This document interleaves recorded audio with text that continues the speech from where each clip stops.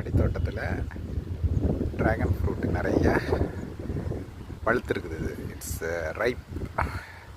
Almost வந்து ஒரு dozen.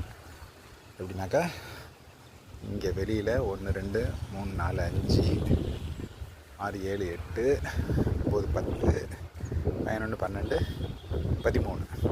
13 dragon fruit இங்கே மாடி தோட்டத்தில் பழுத்துருக்குது. இன்றைக்கி ஹார்வெஸ்ட் பண்ணலாம். இது வந்து பம்ப்ளி மாஸ். அதுவும் ஒரு 6 இருக்குது, பட்டு ரைப் ஆகலை. இது பிடிச்சக்கா இதே சீசன்றதுனால இது எல்லாமே ரெட் கலர். அதே மாதிரி அங்கேயும் ஒரு 3 பழுத்துருக்கு. கீழே இது ஃபஸ்ட் ஃப்ளோரில் கீழே